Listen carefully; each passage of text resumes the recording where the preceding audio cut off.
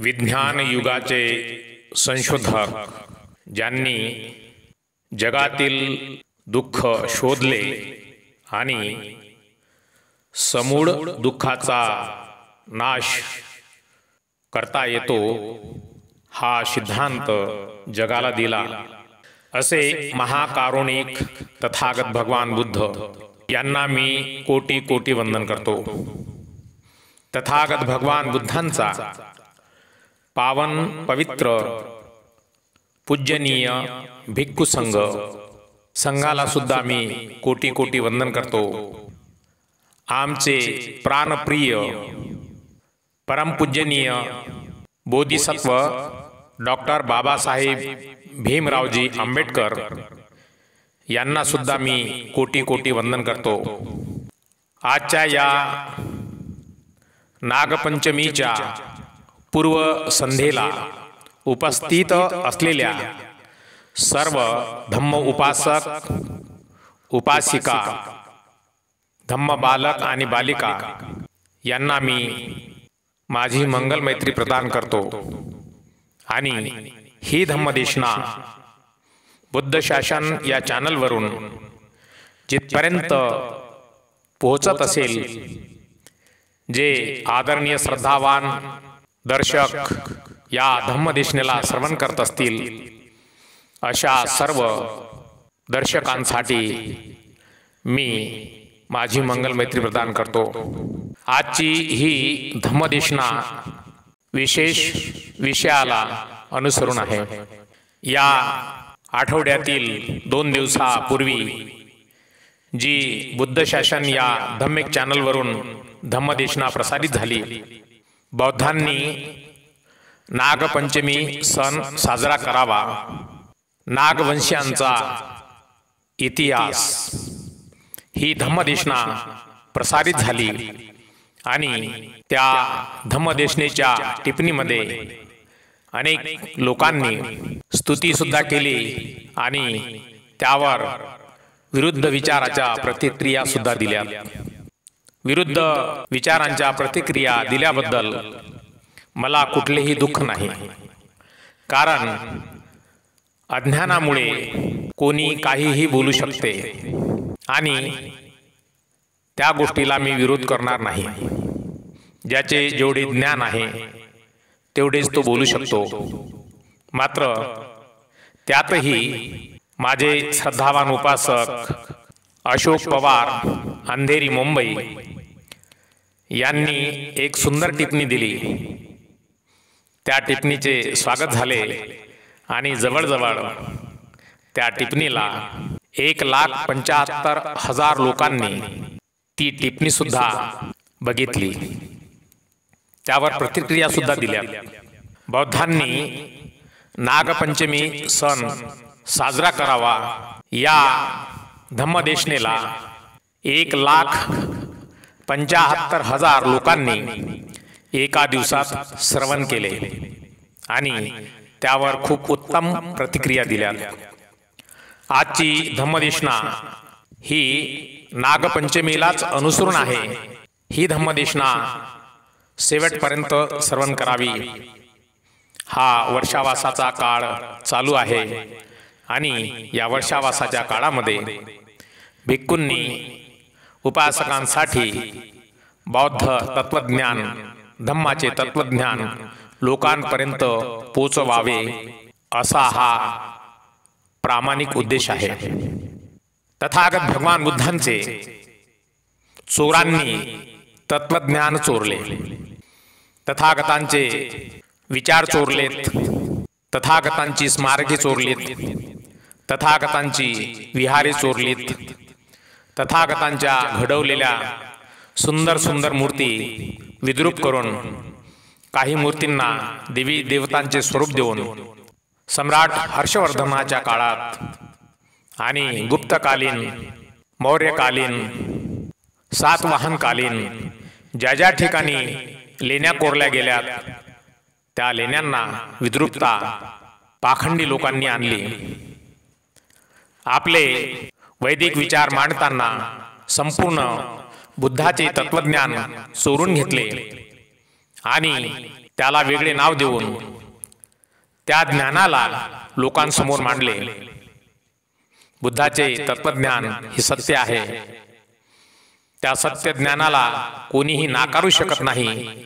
मात्र त्या ज्ञानाला लेपावरती लेप चढवून नाव बदलून त्या इतिहासाला ह्या लोकांनी दुसरे नाव देऊन नकली देवी देवता उत्पन्न करून त्यांच्या कथा लावून जे सत्य आहे त्याला अंधारात ठेवून जे असत्य आहे त्याला उजेडात करून वैदिक धर्म स्थापन करून लोकांना फसविले।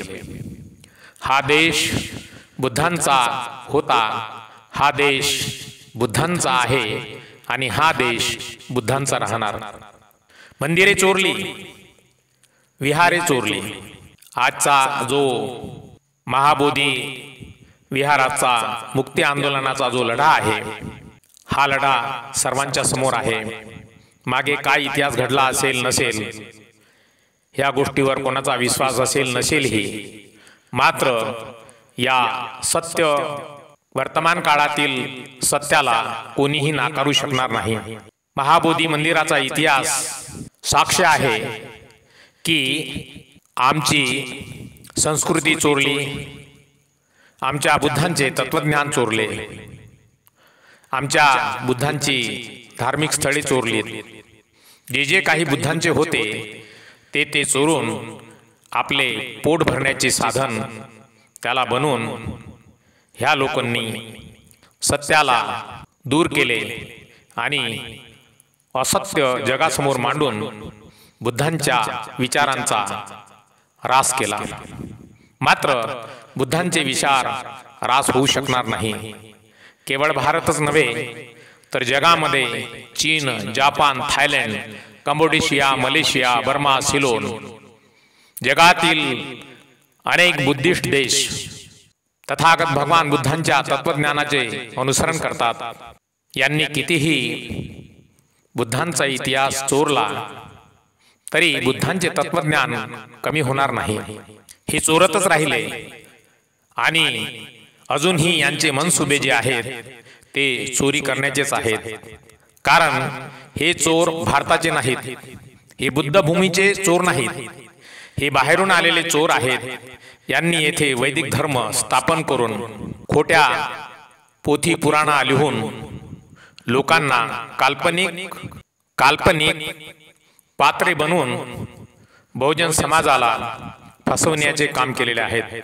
आजची धम्मदेशना नागपंचमीच्या पूर्वसंध्येची धम्मदेशना आहे आणि ह्या धम्मदेशनेतून जो खोटा इतिहास आहे त्या खोट्या इतिहासाला उजागर करण्याचे काम व्हावे म्हणून या धम्मदेशनेचा उद्देश आहे। मथुरेचा बुद्धकालीन इतिहास या विषयाला अनुसरून आजची धम्मदेशना आहे।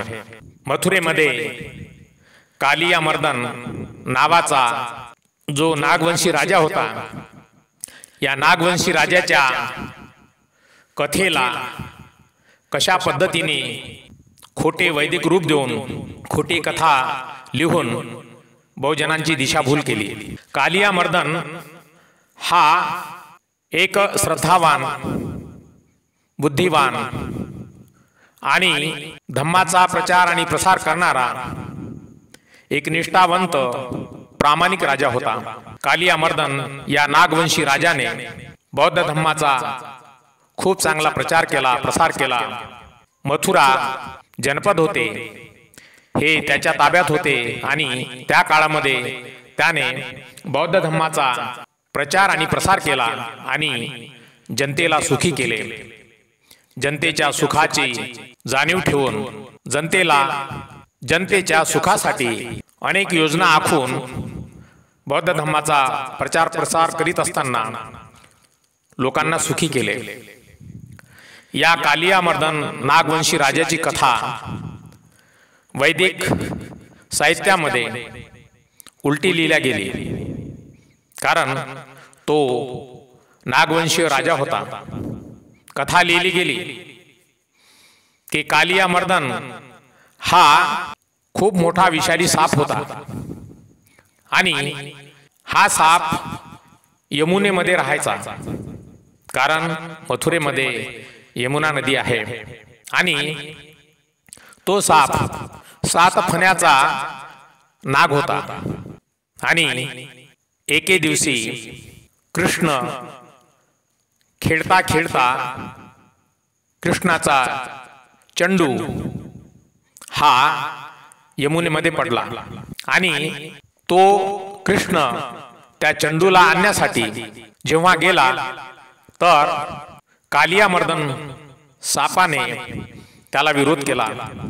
तेव्हा कृष्णाने कालियामर्दनचे शेपूट आपल्या हातामध्ये धरून त्या कालियामर्दन विषारी सापाच्या डोक्यावर नाचून नाचून त्या सापाला मृत्युमुखी पाडले, त्याला जिवंत ठार केले। असा खोटा इतिहास रचून बहुजनांना भ्रमित केले। किती दुःखाची गोष्ट आहे, ज्या राजांनी आपले सर्वस्व जनतेच्या हितासाठी अर्पण केले, जनतेच्या सुखासाठी जेवढीही आपली संपत्ती होती ही दान केली, बौद्ध धर्माचा प्रचार आणि प्रसार केला, अशा नागवंशीय कालियामर्दन राजाला यांनी सापाचे रूप देऊन त्याचा वध केला। अशा अनेक कथा पुराणामध्ये वाचायला मिळतात। सर्व खोटा इतिहास आहे। हा खोटा इतिहास मात्र परमपूजनीय बाबासाहेबांनी उजागर केला। खूप दुःखाची गोष्ट आहे। सत्य कसे पाठीशी लपून असत्याला उजागर करून सामने ठेवले आणि या बहुजनांची दिशाभूल केली। बलिराजा हा सुद्धा नागवंशीय राजा होता।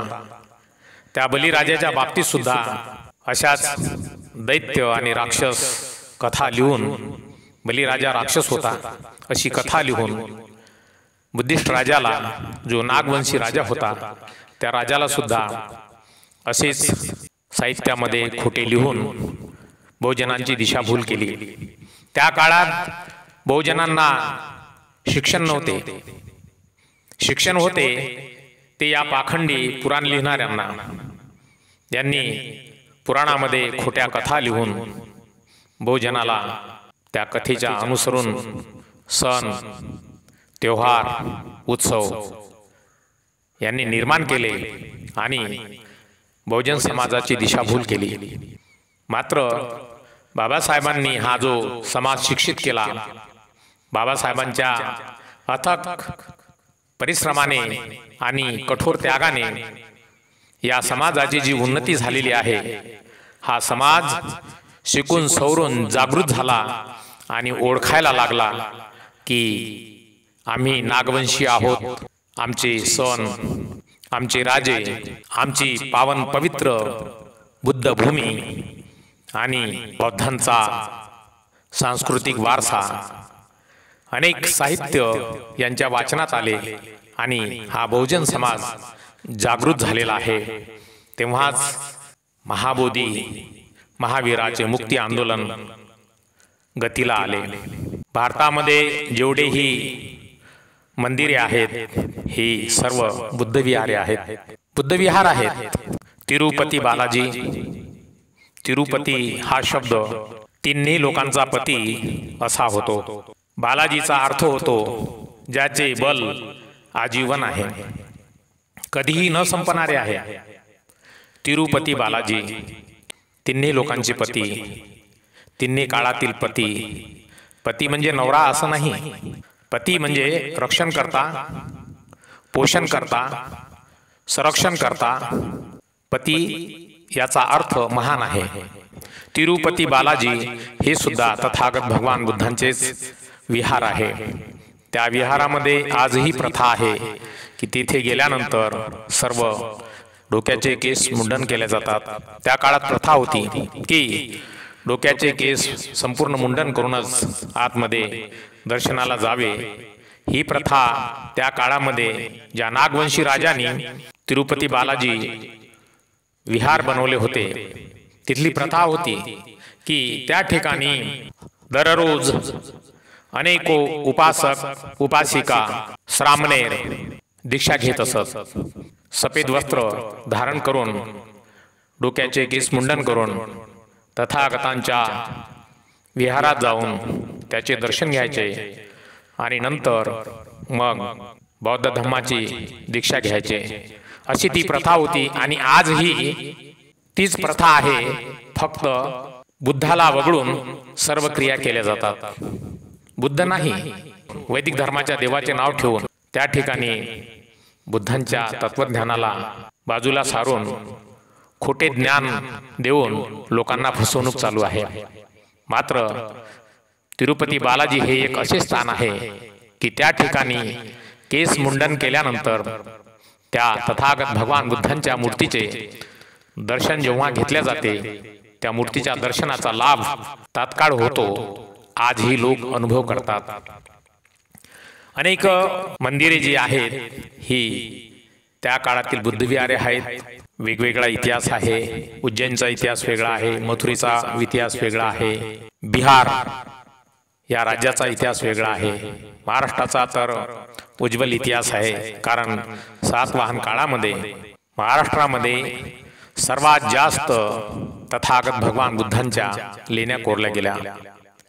विश्व धरोहर आजही आम्ही संभाजीनगर जे जुने औरंगाबाद होते, अजिंठा वेरूळ लेणी जी आहे त्या ठिकाणी जे बौद्ध लेणीचे स्थापत्य झालेले आहे, संपूर्ण तथागतांच्या जीवनाचे चित्रीकरण चित्रकलाही आहे आणि मूर्तिकलाही आहे। विश्वातील सर्वात मोठे कोरलेले शिल्प, दगडात कोरलेले शिल्प हे अजिंठामध्येच आहे। तथागतांच्या विचारांचे स्मरण राहावे, तथागतांचे विचार चिरकाल टिकून राहावेत म्हणून त्या काळातील नागवंशी राजांनी हे सर्व पाषाणात कोरून ठेवले।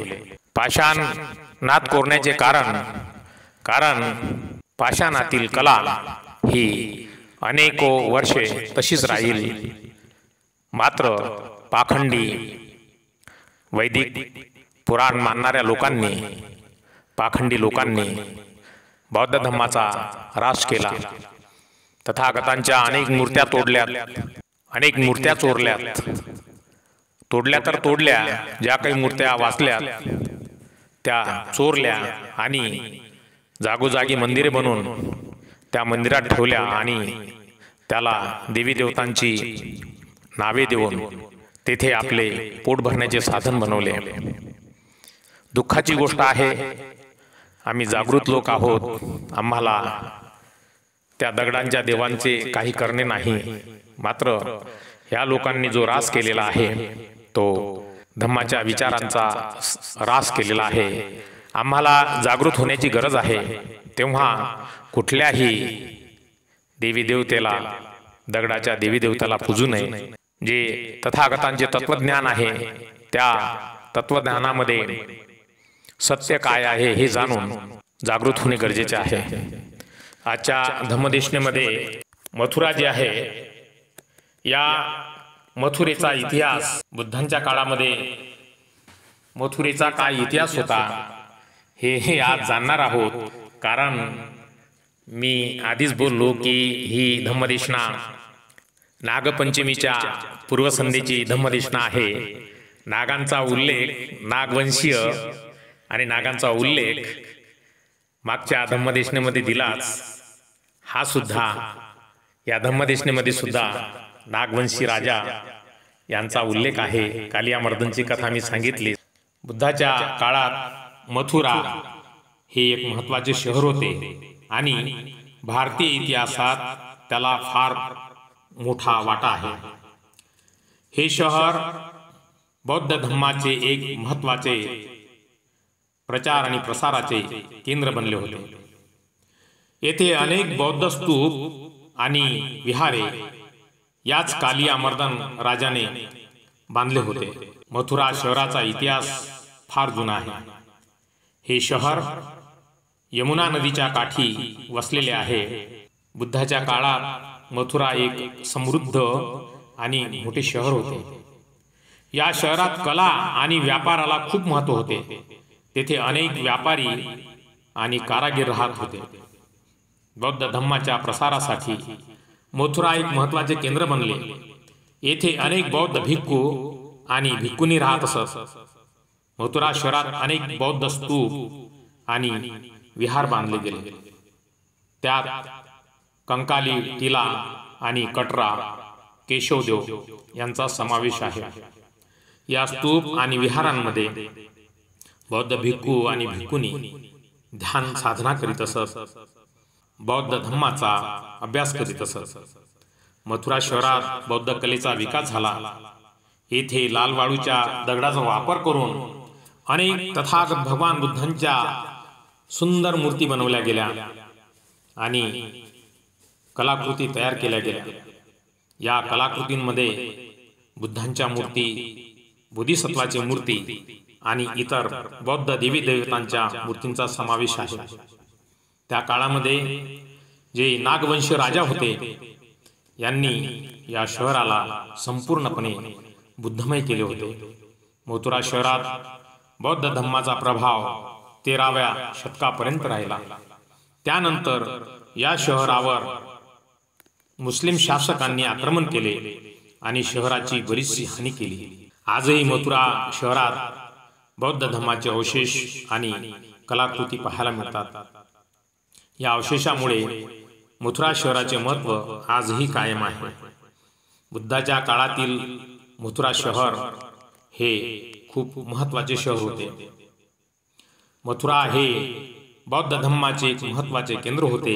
येथे अनेक बौद्ध स्तूप आणि विहार बांधले गेले. मथुरा हे कला आणि व्यापाराचे सुद्धा एक महत्त्वाचे केंद्र होते. येथे अनेक व्यापारी आणि कारागीर राहत असत. मथुरा शहरात लाल वाळूच्या दगडाचा वापर करून अनेक सुंदर मूर्ती आणि कलाकृती तयार केल्या गेल्या. मथुरा शहरात बौद्ध धम्माचा प्रभाव 13व्या शतकापर्यंत राहिला. मथुरा शहराचा इतिहास आणि संस्कृती खूप समृद्ध आहे. हे शहर आजही भारतीय इतिहासातील एक महत्त्वाचे शहर मानले जाते. मथुराची कला म्हणजे भारतीय कलेच्या एका विशिष्ट शाळेचा संदर्भ आहे, जी जवळजवळ पूर्णपणे शिल्पकलेच्या स्वरूपात टिकून राहिली, जी ईसापूर्व 2ऱ्या शतकात सुरू झाली, जी मध्य उत्तर भारतातील मथुरा शहरावर केंद्रित होती. त्या काळामध्ये बौद्ध धम्म भारतात भरभराटीला आला.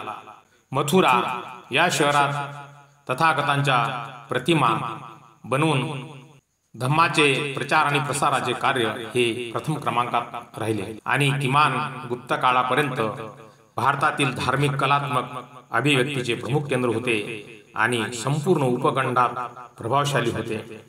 असे म्हटले जाते की ते मागील मौर्य शैलीची तीक्ष्ण ब्रेक दर्शविते, मग ते प्रमाण, साहित्य किंवा शैलीमध्ये असो. 2ऱ्या शतकातील ईसापूर्वपासून मथुरा हे भारतातील सर्वात महत्त्वाचे कलात्मक उत्पादन केंद्र बनले. त्याच्या अत्यंत ओळखण्यायोग्य लाल वाळूच्या दगडाच्या पुतळ्याचे कौतुक केले जात असे आणि संपूर्ण भारतात निर्यात केले जात होते.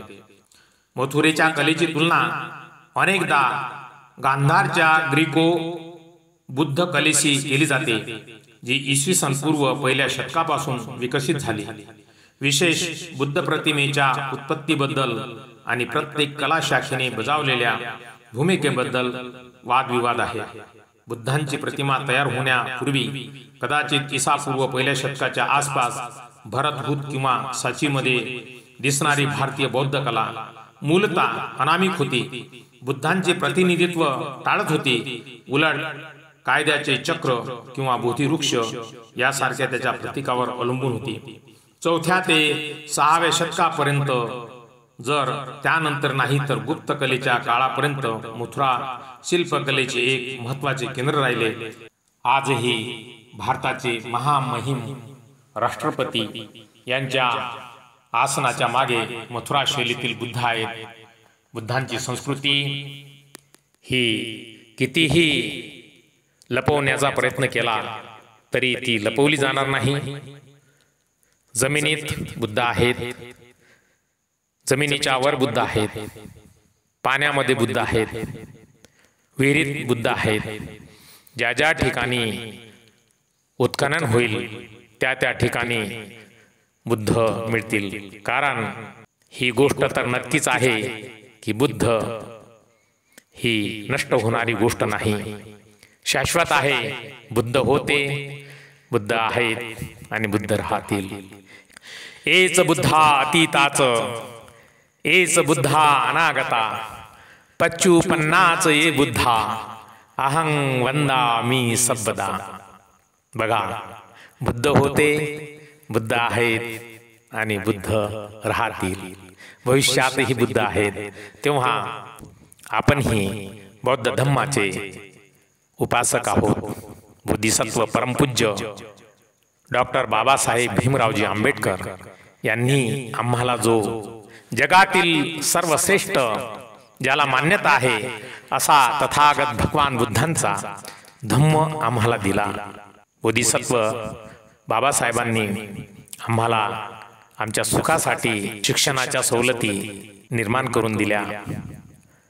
आमचा मानवी हक्क टिकून राहावा म्हणून या स्वतंत्र भारताची मानवाच्या हिताची संहिता, संविधानात लिहून ठेवलेल्या सर्व कलमा, सर्व विधाने, ही आमचा प्राण आहे. भारतात जन्म मिळालेल्या प्रत्येक व्यक्तीने बाबासाहेबांचे जीवनचरित्र एक वेळ नक्की वाचावे, मनन करावे, चिंतन करावे. बाबासाहेबांनी जे लिहून ठेवलेले संविधान आहे त्याचे सुद्धा वाचन करावे. जोपर्यंत बाबासाहेबांची जीवनकथा कोणी वाचणार नाही तोपर्यंत त्यांना बाबासाहेबांचे तत्व काय होते आणि बाबासाहेब कोण होते हे समजणार नाही. धम्मसाहित्यामध्ये त्रिपिटक आहे, सूत्रपिटक, विनयपिटक, अभिधम्मपिटक, धम्मपद, हे जे साहित्य आहे या साहित्याचा अभ्यास करावा. बाबासाहेबांचे जीवनचरित्र वाचावे. बाबासाहेबांनी जगातील सर्वात उत्कृष्ट जो धम्म ग्रंथ लिहिला, बुद्ध आणि त्यांचा धम्म, हा ग्रंथ अवश्य वाचन करावा.